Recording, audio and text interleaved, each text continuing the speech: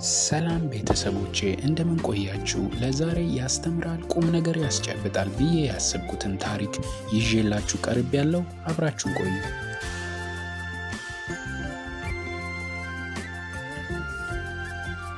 ታሪኩም እንዲህ ነው። አባት ሁለት ሴት ልጆችን ዳረ። አንዷን ለገበሬ አንዷን ደግሞ ለሸክላ ሰሪ ነበር የዳረው። ከዓመታት በኋላ ሊጠይቃቸው ብሎ ከሀገሩ ወጣ። ጥየቃውንም የቤቱ ታላቅ ከሆነችው ለገበሬ ከዳራት ልጁ ጀመረ። እሷም እጅግ በደስታ ተቀበለችው።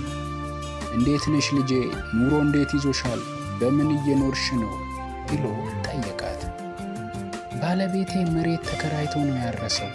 እህሉን ደግሞ በብድር ነው የወሰደው። አሁን ዘርቶታል። ዝናብም እየጠበቅን ነው። ከዘነበ ምርቱ ጥሩ ይሆናል፣ ኑሯችንም ይሻሻላል። ካልዘነበ ግን አደጋ ውስጥ ነን አለችው። ከዚያም ወደ ሁለተኛ ልጁ አመራ። እሷም በደስታ ተቀበለችው። ኑሮ እንዴት ይዞሻል ልጄ? በምንስ ነው የምትኖሪው? ብሎ ጠየቃት። ባለቤቴ በብድር ነው የሸክላ አፈር የገዛው። አሁን ብዙ የሸክላ ምርት ተዘጋጅቶ መድረቁን እየተጠባበቅን ነው። በየቀኑ ፀሐይ የሚወጣ ከሆነ ምርቱ ይሄድለታል፣ በኑሯችንም ላይ ለውጥ ይኖራል።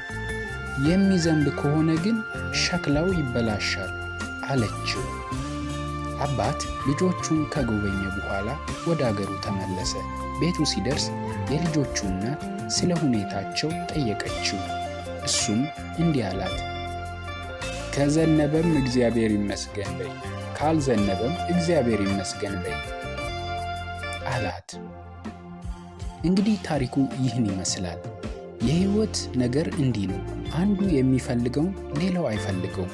ለአንዱ የሚስማማው ለሌላው አይስማማው።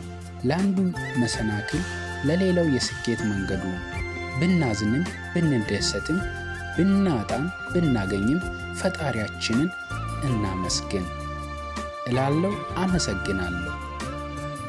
አብራችሁኝ ስለቆያችሁ እወዳችኋለሁ፣ አመሰግናችኋለሁ። ሰብስክራይብ፣ ላይክ፣ ሼር ማድረጉን አትርሱ። እንደዚህ አይነት አዝናኝና ቁም ነገር አዘል ቪዲዮዎችን፣ ታሪኮችን ከዚህ በኋላ ለመልቀቅ እንሞክራለን። አብራችሁ ሁሉ ቤተሰብ ሁኑ። ሰብስክራይብ አድርጉ፣ ለጓደኞቻችሁ ሼር አድርጉ። አመሰግናችኋለሁ።